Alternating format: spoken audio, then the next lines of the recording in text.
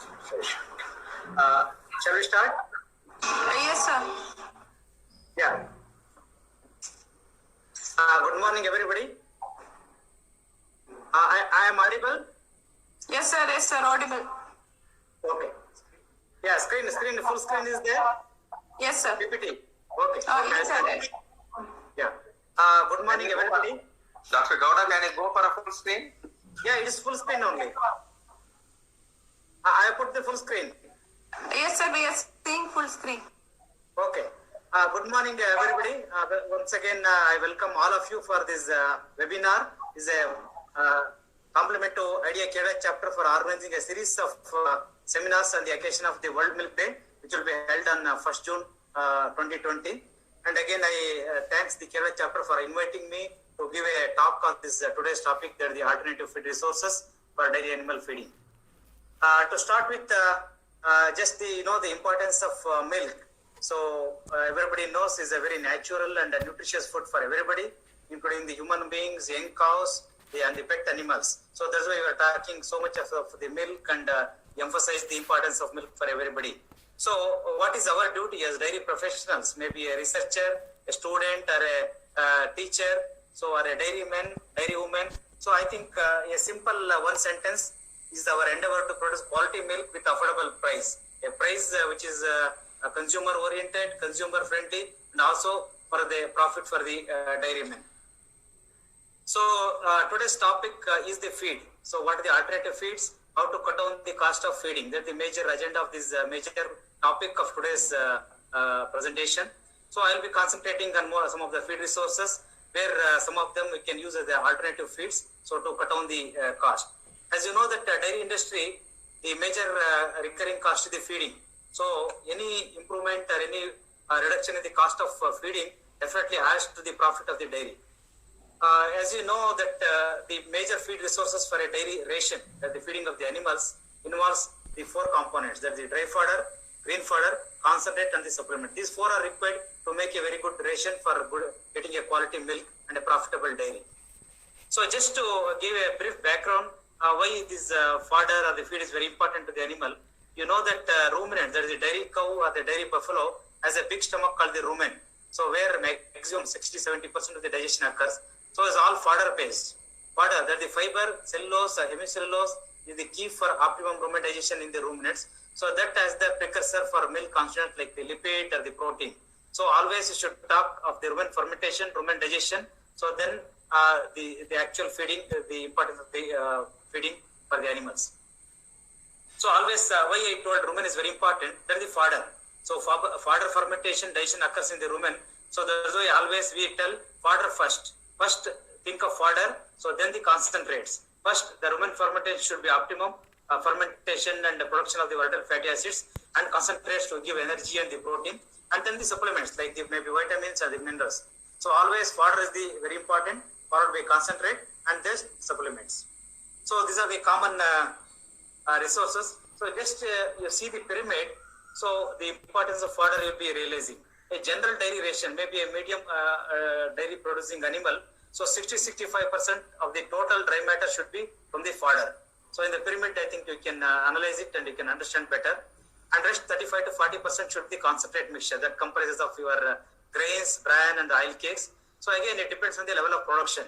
A low producer may be just full of green fodder is enough, no concentrate required. A medium producer may require some amount of concentrate, but a high producer definitely require combination of the green fodder, some dry fodder, and a good amount of concentrate. So in general, we need a dairy cow or a dairy buffalo needs minimum of 25-30% of fodder requirement, fodder dry matter requirement through the dry fodder. If the 10 kg is the dry matter requirement, at least 3 to 4 kg dry matter should be through the fodder, that the fiber. So then only there will be optimum rumen digestion and the health of the animal and the quality milk production. So I just come to the topic proper. So we talk of feed shortage always in India, and the flood and the droughts, many contingency situations. So now we were facing the situation of corona crisis. So there is a labor shortage, there is a movement of feed fodder shortage. So many things are happening. So in an emergency like this, so what should be our option? So do we have any local resources which can substitute the conventional costly resources? So there is one option. Definitely, a lot of research has been done on the alternative feed resources, so which are available in some quantity in some region, so they can be used. So I'll be discussing some of these one by one. So generally, alternative feeds, we also call it as them as non-traditional feeds or unconventional feeds or regional feed resources. Generally, they are not used on a regular basis because of their limited availability. And again, one more, the fear of untoward effect. So some may have some small amount of anti-nutritional factors, saponins, tannins. So there is always some kind of a fear. So what will happen if I use these alternative feeds? So again, a lot of research has been done and some have been proved to be used, and a lot of research has been communicated to the farmers.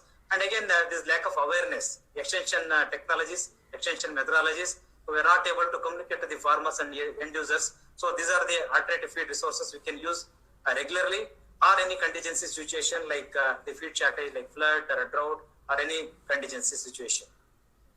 So first category, I just take dry fodder. So you know that dry fodder generally in South India, either the ragi straw or the paddy straw. In some regions, the maize or the jowar kadbi, they are used as a dry fodder. As you know that it's a good source of fiber, a good source of cellulose and hemicellulose. But due to lignin, the digest, but these provide a bulk to the animal. So though it has less protein and some energy and the fiber animal is getting. So dry fodder is also very important for the rumen digestion. So in the absence of dry fodder, conventional dry fodder like paddy straw or the ragi straw, what are the alternatives? So one is the maize dry fodder. So it's the maize tower grown in many parts of Karnataka, North Karnataka, and many. It's a growing crop. So a lot of farmers are growing this maize crop, particularly for the grains. So after harvesting the grain, the store or the straw is left on the field many times. So are in the burnt and allowed to decompose in the field. So some farmers they harvest, but some farmers they do not harvest it as a fodder. So this can be used as an alternative fodder resources in situations where to harvest, chop, and you can give to the animal. It's a very good dry fodder. So nutritionally, it's better than paddy straw. So paddy straw has more of silica and lignin. So compared to paddy straw and ragi straw, this maize has less of lignin and it is more digestible. Hence, the farmers can use this as one of the local resources, maize dry fodder. So along with that maize dry fodder, see there are other byproducts also. You can see in the picture the maize cobs. After removing the grains, there is a maize cob is available that also can be shredded, or you can just soak it in water and you can use it. And the sheath of the maize cob that also can be used. See the farmers in some very good dry fodder. So you can use dry fodder mixed with the concentrate and you can use to the feeding of the cattle and buffaloes. So one more is a groundnut. Wherever this groundnut is grown, so many farmers are using it. It's not a waste. So it's a very good legume straw. The protein content of these haulms, the groundnut tops is very good, more than around 8% because it's a legume in nature. So very fermentable fiber. So it can be a very good straw or the dry fodder for the animals, almost like a green fodder, which is the dried form. So better protein, better fiber. So people are using it, but still you should not waste it. It can be used as a dry fodder wherever groundnut is grown. See, you see, and again the horse gram, similar to groundnut, horse gram straw. See, farmers are they're stacking it. They're preserving it. They're drying it. They're preserving it in the form of a stack, and animals are being fed in some regions. So what I mean is the other regions, farmers, they should not waste these groundnut haulms or the horse gram haulms, any is dry waste, our tops, the top leaves, they can be used as a dry fodder source. So this is all about the dry fodder. If you have any questions, you can just note down. At the end, we'll discuss. So second aspect is very, very important. There is a green fodder. So I told the importance of green fodder. So very important for the rumen fermentation. So what are the alternatives we have? So these are the conventional major green fodder we have. That the maize, there's a single cut. So around 18-90 days, you can have one cut. And again, you have to re-sowing. You have to sow the seeds to get this maize. And other is hybrid napier, of course, a multi-cut perennial fodder. So both these require more irrigation and more fertilizer to get. No doubt they are the kings of dry fodder, both maize and the hybrid napier. But the input is more. Though we get biomass is more, and the input is more like they need more water, they need more fertilizer. So what are the other alternatives we have? So of course this silage you can prepare and keep any fodder, any dry fodder, any green fodder. The maize is a very good silage you can prepare, and contingency you can use as an alternative fodder. And you can prepare a silage in drums, in bags, small 50 kg, 100 kilo, silages can be made. So it can be dried, chopped, fodder can be dried and kept as a hay. Yeah, this is one other alternative nowadays becoming popular among this hybrid napier. This is a Thailand variety of hybrid napier. It's called super napier.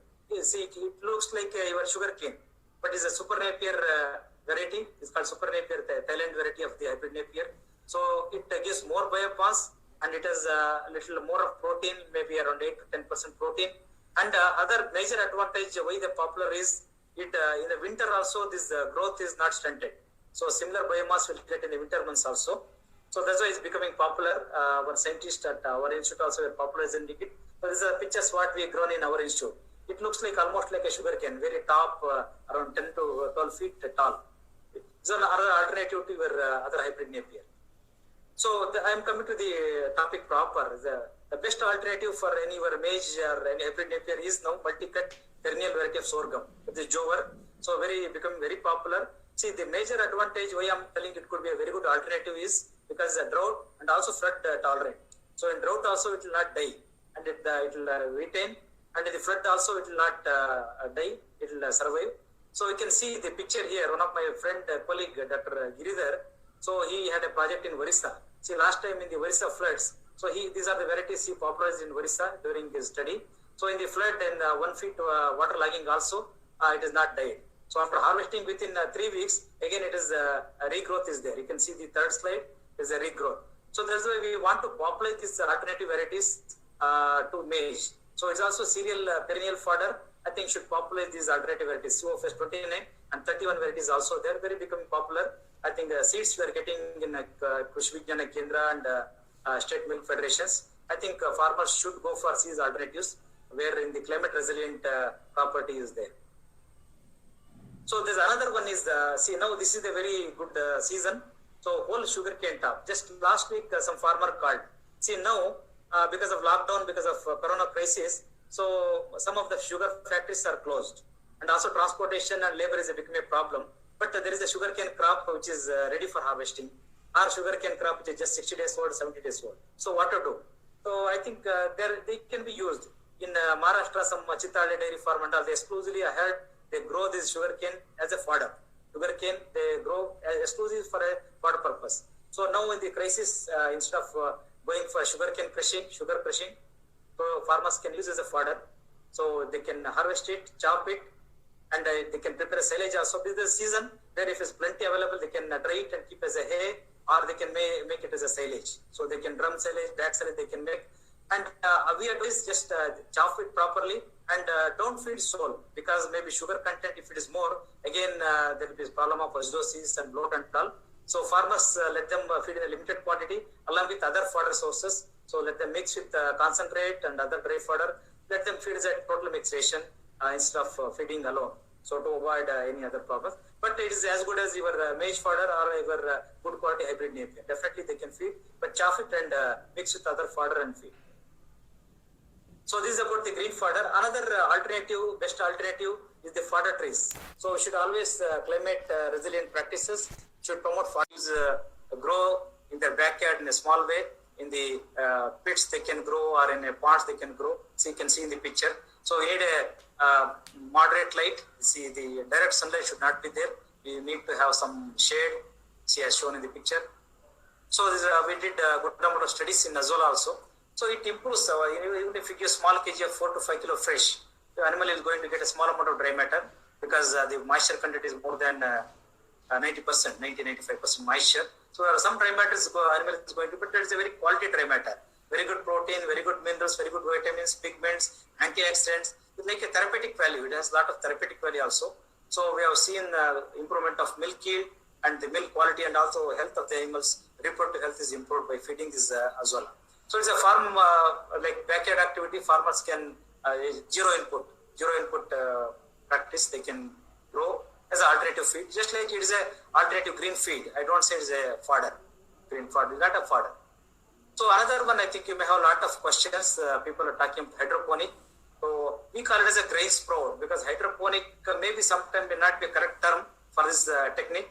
We call it as a grain sprout because the maize grain or any grain, maize or bajra or oats, like we sprout them, and 8 to 10 days we get a small amount of baby fodder. So that's why he called as a it's not a full fledged fodder, not a full term fodder. So that's why he called as a baby fodder or the grain sprouts. Maybe 8 to 10 days there is a sprouting.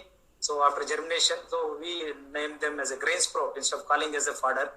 So we did a lot of studies, and people across India and BAFE, IBRA, NDRA, they have done some studies in universities also. So definitely it can be one of the contingency feed. So there are limitations, there are advantages of this hydroponic grain sprouting. Of course, is very much liked by the animal. Animal will eat it, I like it. Palatability is good. So looking to some of the demerits at NINP, Dr. Girdhar and his team, we have developed some technologies like sprouting and the straw bedding. So you make a small inch of the straw bedding, like chopped paddy straw or the ragi straw or even the areca sheath. So over that, the sprouts you spread it and sprinkle water. The major advantage is the less amount of water is required, because this straw bedding which imbibes water and supply water continuously to the roots of this germination, these sprouts. So less water is required. One is water consumption is reduced, and again this straw bedding. So this sprouting is will improve. Sprouting will improve, and whole this bunch of this material you can feed to the cattle, along with the dry fodder, which is wet after sprouting, along with the grains, you can feed. So we can give both the fiber as well as the green feed. So there's a double advantage. We are going to give fodder which is soaked in water for 6-7 days, and also some greens along with the grain sprouts. So animal will get some better nutrients. So in field conditions, we have seen very good improvement, even 1 liter improvement milk yield and improvement of SNF and fat. So these are some of the improvements. Definitely we can overcome the demerits of this hydroponics. So these are some of the benefits. So we need a quality seeds. The quality germination quality seeds are required. Otherwise, we'll get 40-50% germination. There is no use. At least should get 90% germination. Then only is we will get a good grain sprouts. So again, there is some amount of dry matter loss. 18-20% dry matter loss is there because of the germination. There is a conversion of this carbohydrate to the partly the proteins. There is loss of carbohydrate, and there is another problem is the fungal growth. Again, sometimes the rodents and squirrel is a problem, because squirrel, they chase this fodder. They'll come and make holes in the net. They'll come and start eating, we have seen. So we should have a mesh which is rodent proof, which is squirrel proof, and we can use it, not a problem. But straw is one option. So where you can use less water to sprout these grains. So our farmers in Karnataka, they're using it, and Karnataka Milk Federation giving some subsidy for this kind of technologies. The seed is given at a subsidized rate. So under this situation, definitely is profitable. You have to use it properly, make sprouting, and you can use it along with the dry fodder. So again, I say, should not compare with a full-fledged fodder. The nutritional composition doesn't match with a fodder like a 60 days old maize fodder or the hybrid napier. Doesn't match. So on a dry matter basis, suppose if you grind it, dry it, so it looks like something like a green bran. So green bran, almost composition also 13-14% protein, so 18-20% crude fiber. So it looks like a good quality wheat bran if you dry it and grind it. So it can be used as a strategic feed supplement along with the dry fodder. So that's what we propagate. So don't recommend it as a green fodder. Recommend it like azola. Recommend it as a green feed. You feed along with the dry fodder. Suppose in summer farmers don't have green fodder, so they have dry fodder. Along with dry fodder, give this 4-5 kilo of green feed. Definitely it will be advantageous. So another big advantage for this fodder is some of the vegetables. So a lot of vegetable wastage occurs in the market or in the mandis or in the hotels. But thing is, sometimes can we feed this waste? So definitely yes, if it is palatable, if it is because they go for all human consumption, the leftover definitely we can organize collection. We can use it. The only thing is we need a good organized collection and processing. Should not be spoiled. Definitely these vegetables can be used. It is happening actually in an unorganized way in cities, in peri-urban dairy, people, they do use it. But if you do it in a more organized way, definitely our fodder requirement can be met. So our the vegetable waste, these all, they can be fed to the animals. So another big opportunity, the fruit industries, the residues in the fruit. So organized sector where they process the apple, grape, citrus, pineapple, muskmelon, banana, guava, papaya, mango, jug. definitely like Karnataka or Kerala, Andhra Pradesh, in southern states, some of these foods are available and in process in industry also. So more than 30, 40 or even 50, 60% waste simply they are throwing and causing pollution. So definitely these food residues can be used. Some of the examples I'm going to give now. So apple. So wherever the Himachal Pradesh or Jammu, they are processing apple juice. See the apple pomace. So they can be dried. This energy value is as well. Maybe 100 kg, 200 kg in a factory. Definitely instead of throwing it, definitely they can be used as a fodder source. So only thing is they should not be spoiled. So if you keep for 2-3 days, it will spoil. So they can be immediately fed, or if excess quantity is there, they can definitely prepare the silage. Very good silage can be prepared from banana peels. See mango fruits. So in Andhra Pradesh, is Karnataka, Kerala, I think mango is processed for mango juice, mango pickle. So all this, it also has a lot of moisture and sugar. So we can make it a good silage, dry it, or after drying, you can grind it, and mango bran. It can be made as a bran also, but only the moisture should be less than 10%. So then only it can be called as a bran after grinding.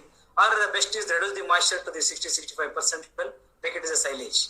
Or along with other silage fodder, you can mix it 5%, 10%, 20%. So you can use as a silage. You can prepare as a silage and keep it. So jackfruit, of course, a big opportunity for Karnataka, Kerala. So jack is a major crop in Karnataka also. Karnataka Jack Federation has been is there here, Jack Federation. Lot of farmers in and Bangalore, they have the jack plantation. So definitely this residue is going to be a problem after processing. So definitely you can chop it and you can use as a fodder. Definitely the composition looks like something like your maize green fodder. So sugar content is good. Protein is almost like your green fodder. So you can chop it. As you can see in the box, we have a silage. Very beautiful silage can be prepared. Even in my laboratory, I have a silage which is 2 years old. Nothing has happened. Very, very good silage. Only the moisture should be around 60-65%. Good compaction. That's it. No culture, nothing is required. You have not added any culture, any additive. Definitely can be. So you can see one firm here in near Bangalore. They are processing jack. So they are preparing jack products. See the peels, they are drying it and grinding it and preparing. They sent a sample here. This is very good. It can be alive, like jack bran. So the composition is almost like a green fodder. See, you can see 6-7% protein, the fiber. So, and the sugar content, you see this NFE, sugar content. So it's almost like a very good quality green fodder. So you can dry it. Only thing is the initial energy cost may be more because drying and grinding. But on a long run, definitely you can keep it because it has sugar in a dry form. Definitely it itself acts as a preservative, doesn't spoil. You can pack it in a bag or a drum. You can keep for more than 6 months, 7 months, and easy to transport also. So you can transport to other areas. Definitely it can use as a brand, jack brand. So something like a green fodder which is powder. So very, very alternative fodder resources are there. Only thing is some packets, some local region it will be available. So there these technologies we have to adopt. See another success story of what we did the research here, and also we are propagating this, the pineapple. So in Karnataka and Kerala also pineapple industries are there. They are simply throwing it. See, so more than 60% there is a wastage. The pineapple crown, pineapple peels, and all the pomace after juice extraction, the residue, whatever you are getting, so that is becoming a waste. Definitely it has a lot of sugar, some protein. Definitely it can be used as a fodder. So only thing is more moisture, more sugar. So within 2-3 days it will spoil. So see that it is either dried properly or kept as a hay, less than 10% moisture, or you can make it as a silage, 60-65% moisture level, very good compaction in a drum or a bag. See, very good silage can be made, and we demonstrated, and the technology also people are using in some area. Definitely in a condition. Now this year they have very good pineapple crop in parts where it is grown in Kerala and Karnataka. Very good. Only unfortunately the market, because of the lockdown, the transportation industries are closed. But when the industries are opened, a lot of residue is going to come. Even some factories, they are throwing 10 tons of this residue per day. So definitely we can use this as a green fodder. So after making it as a silage, again mix with other fodder and concentrate and feed to avoid the problem of acidosis. So muskmelon, same story. Muskmelon peels are simply thrown in the roads or the mud filling in the forest. So that also can be used as a fodder source. You can make a good silage. You can see the dried one. You can make as a good silage. So very, very promising feed resources. Only availability may be limited, but wherever available, these things instead of throwing it, they can be used as a fodder sources. So cactus, again, climate resilient. In some regions, they're growing it, and maybe as a part strategic supplement, maybe a small amount of cactus can be given. So students have done studies in your Karnataka Veterinary College in Bangalore. So it's promising. It is like a green fodder, so it can be used. So it's also very climate resilient, doesn't die in even the harsh summer. It will withstand. It can be used as a small amount of green fodder along with the dry fodder. It can be fed. So these are about some green fodder and other green feed alternatives. So coming to other local miscellaneous resources. So you see this Raintree in I think most of the South India we find in Karnataka, Tamil Nadu, I think Kerala also we find this Andhra Pradesh, Telangana. It's a Raintree. So in summer, now this is the season. So February to March, May, these parts are fallen from the tree. So it has lot of sugar, the fructose and other sugars, and also protein is a little better. So 6 to 7% protein. So animals on their own, if they allow there, they'll eat it. So only what I want to convey is you can organically collect. So instead of it is fallen there and just degraded there, you can organically collect at least one tree in a season. You can collect at least 200 kilo of these parts. So they can be just made small pieces, or the animal will eat as such. So it's a good source of sugar, energy. So it can be fed along with the dry fodder. Maybe a small amount of energy, even 2 kilo, 3 kilo energy. Definitely it help the rumen fermentation, provided you feed along with any other fodder. So dry fodder, fiber, sugar, and there's a good fermentation. Definitely there will be a good rumen fermentation, and definitely milk quality and milk yield will increase. So again, tomato, wherever again is a crisis now. Tomato is just thrown or in industry is not processed. Wherever it processed, this tomato, this waste is available. May not be having much nutritional value, but again some fiber instead of throwing it. So as such, the wet one can be mixed with other bran and oil cakes and other grain. It can be fed to the animals, or you can dry and keep it as a tomato bran. You can use it as one of the feed ingredients. So brewery waste, people actually they are using it in same area. So it's also another local resources. Brewery waste on a dry matter basis, it has around 20% protein. So energy is limited because in the fermentation during the alcohol manufacture, the sugars are fermented. So energy is less. So that's why always we recommend don't feed alone. Don't feed the breweries waste alone because it's more moisture.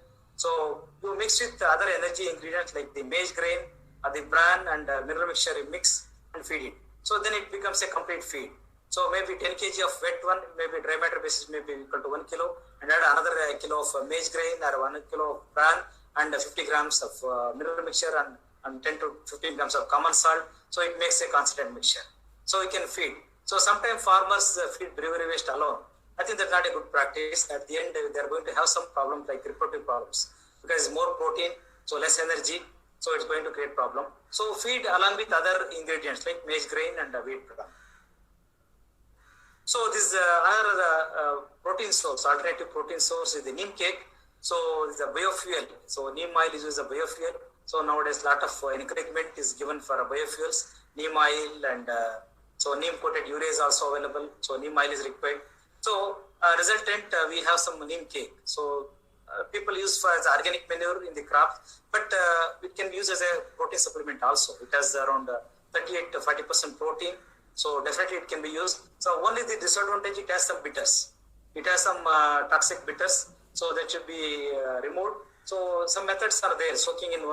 Again, another question from Mr. Rampobal. His question is regarding the cashew apple, the effectiveness of using cashew apple.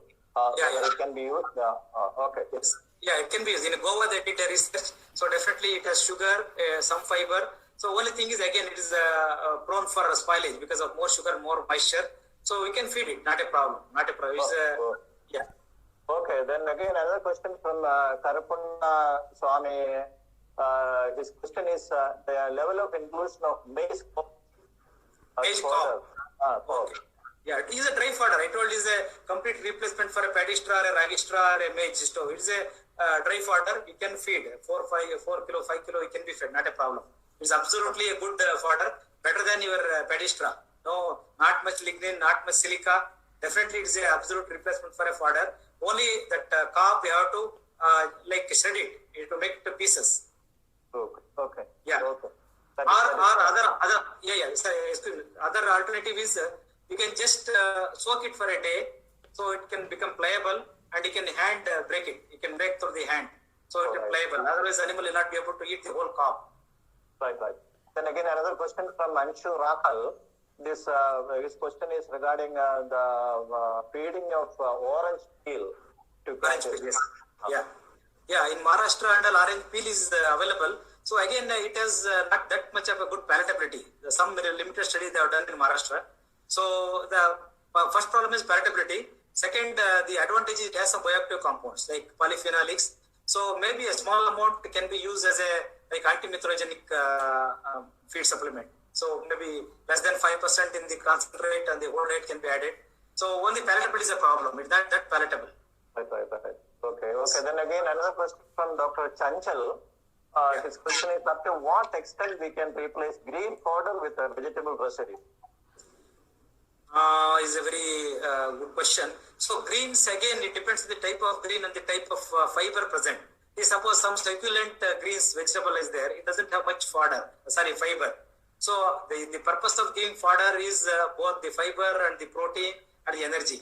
So some vegetables are legume in nature, they have more protein, less fiber. Some vegetables have more fiber. So I don't say all the vegetable waste can replace 100% fodder. Maybe 15-20% of the fodder can be replaced with this vegetable waste. But if you have sufficient dry fodder as a fiber source, so definitely this 10 kilo, 12 kilo of this vegetable waste can be added. And you can, if you don't have a green fodder, so adequate dry fodder coupled with this vegetable waste, definitely you can meet the fiber requirement and also work as a green feed supplement. It all depends on the fiber content of the green vegetables. Oh, okay. Then again, Manas Kumar, he has asked about the sal seed cake. You have already discussed something about the sal cake.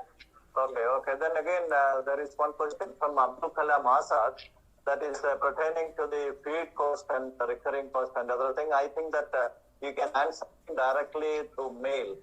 So that is a lengthy question. Yeah. And again, there is beer waste. Dr. Divya has asked about the beer waste. What is the quantity of beer waste that can be fed per day for cattle? I showed a figure that brewery waste. So again, it is a high moisture commodity. Around 90% there is a moisture. So there is a limitations of feeding. One is a spoilage. It should not be spoiled. So if we can use immediately, definitely it can be used. Maybe on a dry matter basis, it has around 20% protein, as good as a concentrate protein. So maybe I advise in a wet, maybe around 10 kilo. It amounts to around 1 kilo only, because 90% is a moisture. So maybe around 10 to 12 kilo wet one. So that's equivalent to 1 kilo of dried material. And then don't feed alone. Again, because I told it has more protein, less energy. So mix with your maize or maize grain or the wheat bran. Add a mineral mixture because it doesn't have minerals. Brewery waste is from the grains. It doesn't have much minerals. So add a mineral mixture and feed. Okay. There is one question from Dr. Sandeep. So his question is told that this moringa leaves and seeds can be fed to the animals. Yeah, whether moringa it is leaves. Moringa leaves. Whether it is economical to collect the moringa leaves and feed. This question. Yeah, that question is, I think, being asked by everybody. So again, it depends on the farmer's practice. It's a dual purpose. Suppose some farmer is growing some 100 trees in his backyard. So for both purpose, for the parts go for human consumption, and the trees can go for his cattle or the sheep. So it should be a dual purpose variety. Nowadays, I think fodder varieties of the moringa is also available. So of course, economics, again, it depends. If you are having your own trees, and is available at your backyard, definitely will be economical. So that much of concentrate you can reduce. Because a protein supplement having good amount of micronutrients. So it depends on the type of practice, how many trees we have. But purchasing and feeding, I don't think is economical. Okay. You should have your own trees. You should grow your own trees. Yes. Okay, that is fine. Then again, Dr. Magisto, he is having a question. Sir, will you please switch on your mic and ask the question directly to the presenter? Good morning, Gaudaji. Yeah, I can ask the question.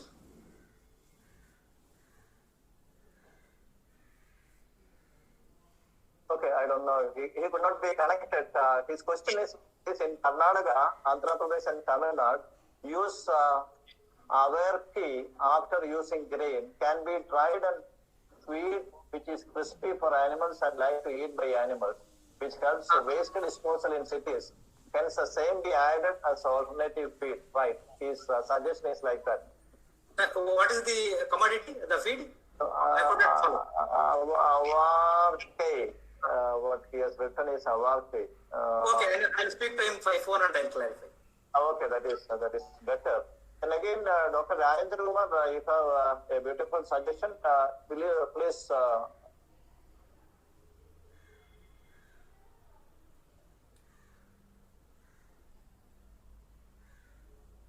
Yeah, yes, please, sir. Go ahead.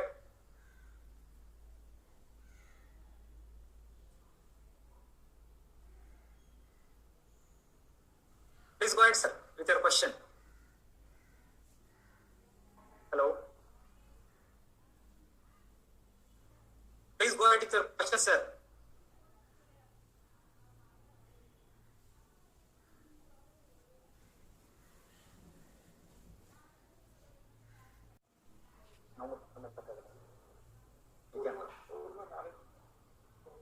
Hello, sir. Hello.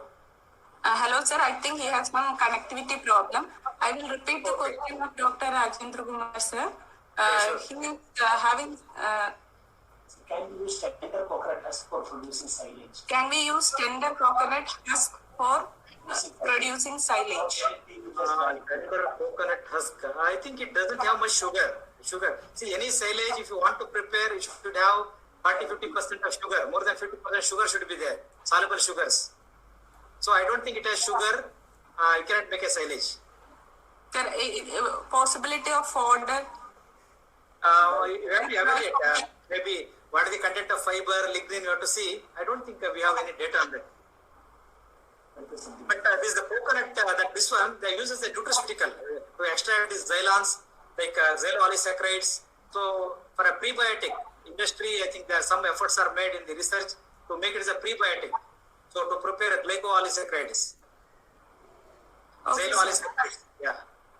Sir, he had given one suggestion that all food processing plants should be made mandatory to have silage units. Yeah, I think I wanted to make it as one of the suggestions. I forgot it. I think many reports you have written, it should be made as a compulsory, otherwise they should be fined. See, the industry simply they're throwing their waste, like fruit waste particularly, they're throwing on the streets, on the forest, on the roads. So it should be a law. They should not throw the feed. They should develop a value chain on their own. So it should be converted to a feed or any commodity, so that the environmental pollution can be prevented. It should become a law. Okay, thank you, sir. Next question is from Dr. S. Sindil Murugan. Can you suggest some cheapest inoculum for maize silage or for other fodder or banana peel? Sorry for the industry people. Their cultures are available.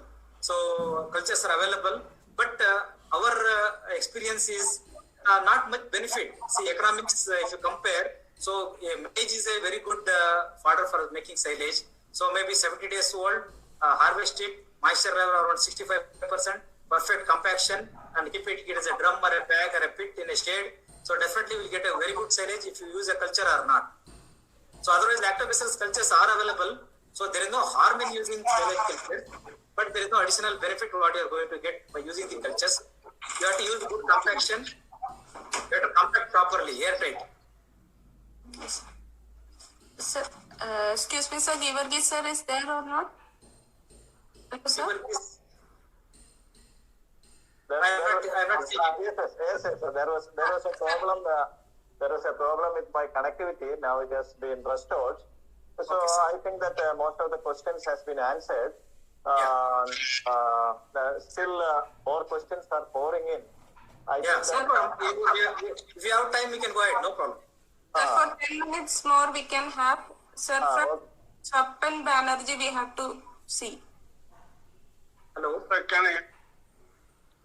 Sir, can I ask one question, sir? Yes, Yes.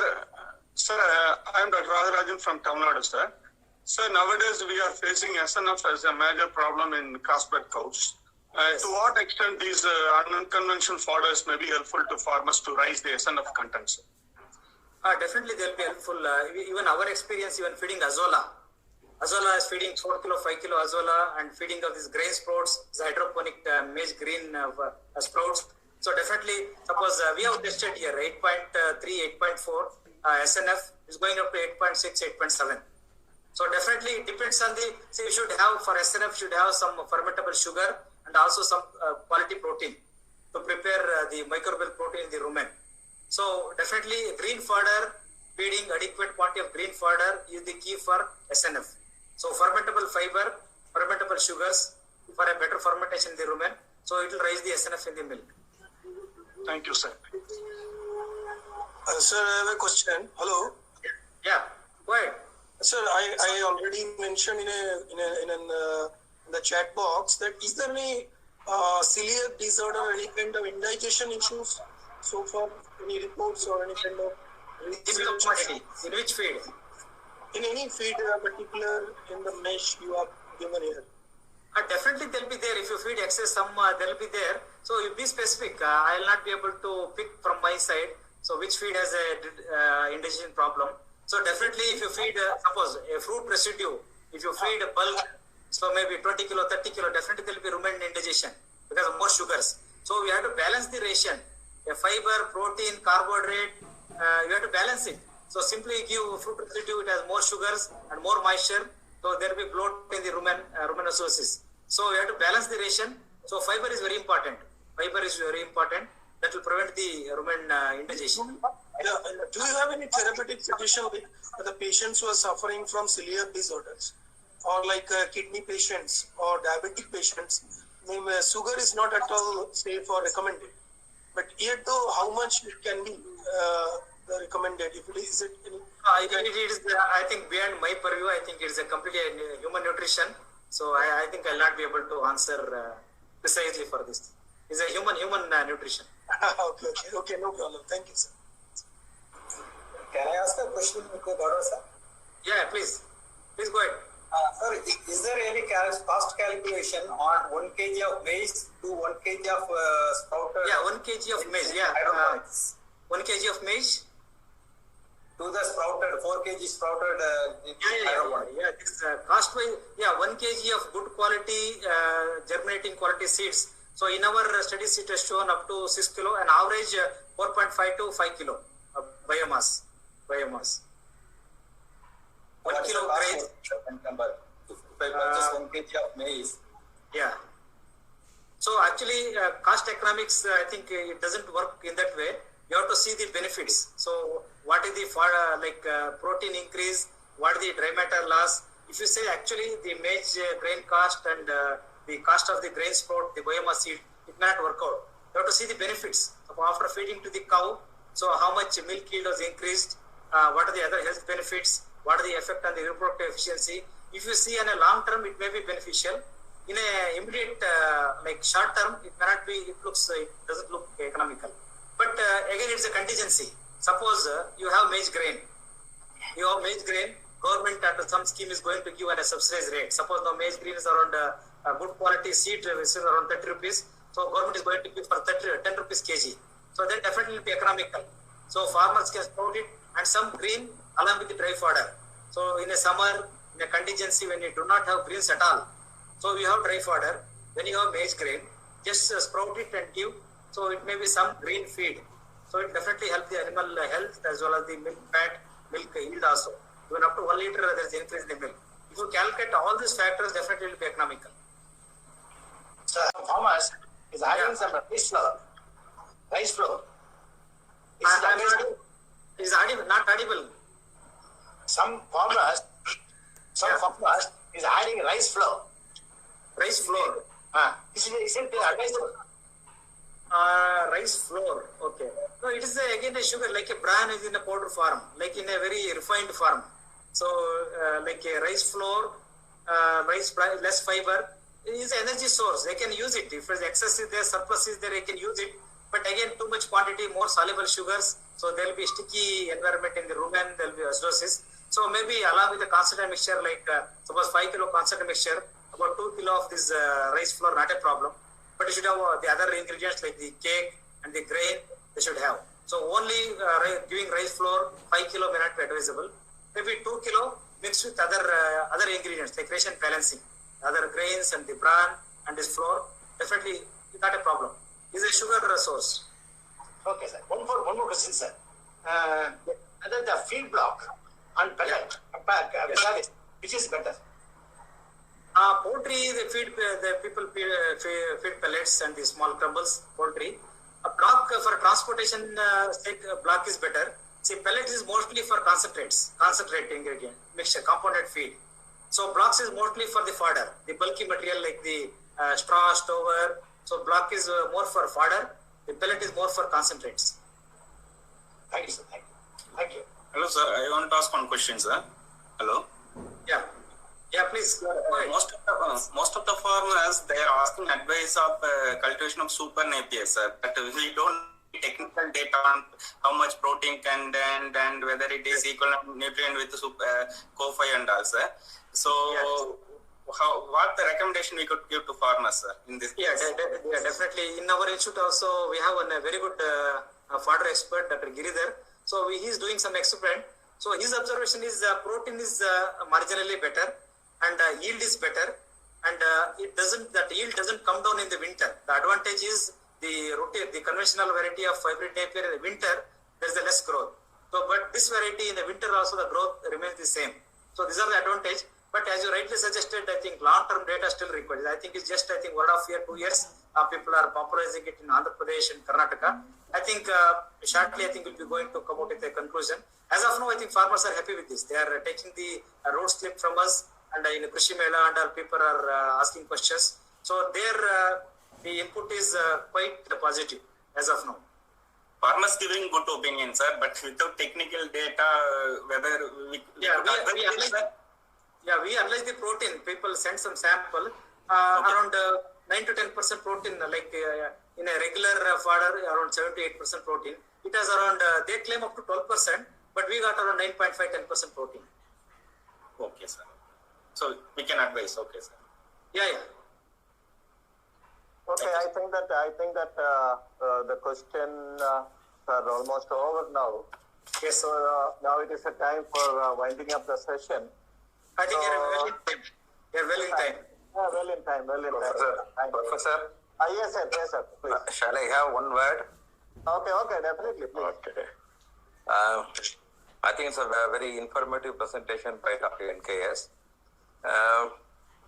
NINP has already developed a feed chart, a kind of, a circular one having the, conventional feed or the regular feed available.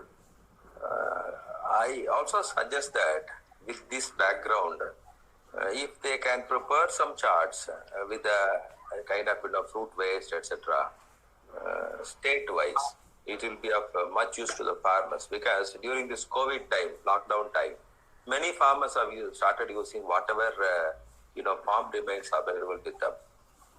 Whether good or bad, they have been using it, and as a result, the animals' productivity, whether it has been affected or not, there is no study conducted, and we have no idea also about it. But when we talk to the farmers, they give an opinion that it's being maintained. But definitely, a research institution has to just chip in and do some kind of study. And also suggest a kind of feeding chart to the people, say for Kerala, Karnataka, Tamil Nadu separately, because these states are having a lot of this fruit waste available being wasted, especially this maize cob. The maize cob is most important. He was telling it's a dry product, can be used, and from our experience, we have used it in a cattle feed. We used the cattle feed, and we have also sent some sample to NINP those days, and it was really useful. And some person asked a question whether the SNF can be increased or fat can be increased. Yes, when webs crops were used in the cattle feed as a fiber, and definitely it has just supported in increasing to a little extent of SNF and fat. We have some results also with us. Those days, we have presented in a dairy industry conference at Chennai in 2000, I think, 13. Thank you, Dr. Gowda, for a very good presentation. But I think you are very creative. You can work on this feeding chart. This will be helpful. Absolutely, we'll do it. Thank you. Thank you. So thank you, Charles, for Sir, your. I have a request. Sir, I have a request. I think I'm seeing that Sampath, our former director, who is a very renowned dairy nutrition, you can allow him to. Yes, yes, sure. He should talk. Yeah, Dr. Sampath, please. Hello. Yes, we are hearing you. Sir, it's a very excellent talk by Dr. Gowda. He is, in a short time, he has given what all the possible things which we can make to use these unconventional feeds. Time, he should go for region-specific feed charts. A good one. And NNP is worked out all the details of different feed materials in different states. So state-wise, I think, or region-wise, they may come out with this region-specific and how it can be made. So that is one suggestion I have. And overall, the presentation was very good and highly informative. And also, I congratulate IDA for taking this initiative for this online seminar. Very nice during this locking period. We were all held up and we are not able to interact with each other. That's a very nice thing. I congratulate everybody who are involved in this. Thank you all. Thank you, sir. Thank you, Sampath, sir, for your kind words and also your suggestions. It will be taken care of by the IDA South Zone.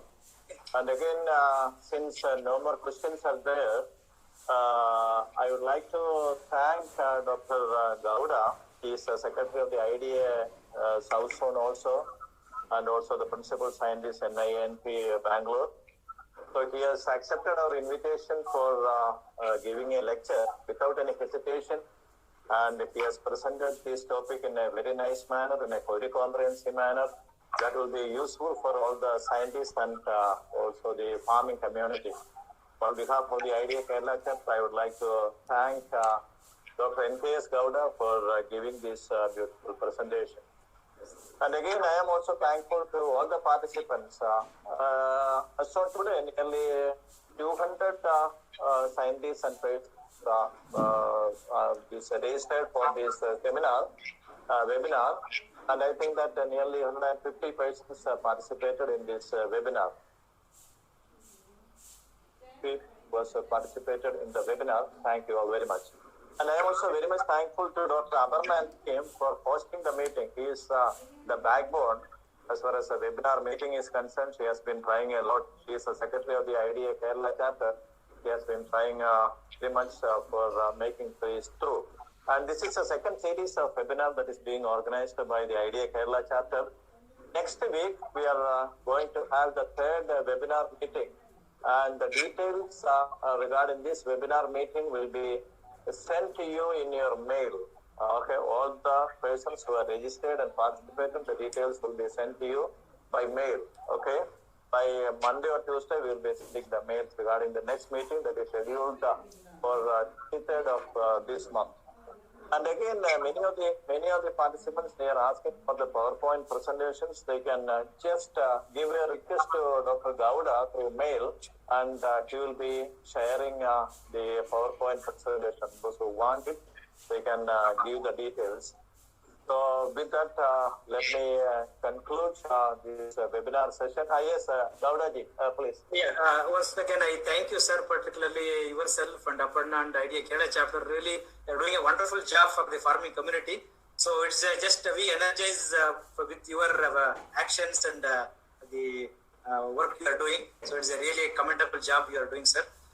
With this, again, I thank once again to the Kerala chapter. And again, I would like to inform that as we discussed with the chairman, Charles G, 1st June is the World Milk Day, and the Kerala chapter also will be organizing it.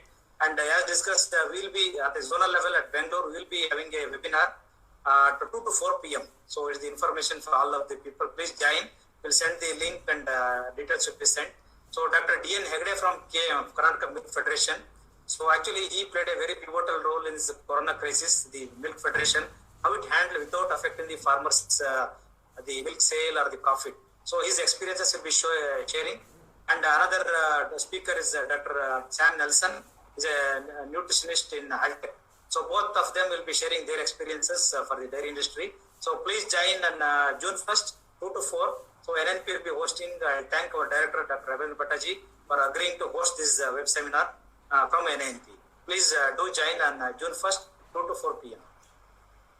Thank you, sir. Okay. Thank you once again for joining with us the webinar. And we expect that you all will be joining for our next webinar that is being scheduled on 23rd, that is next Saturday. Now the webinar is dispatched. Thank you once again, please.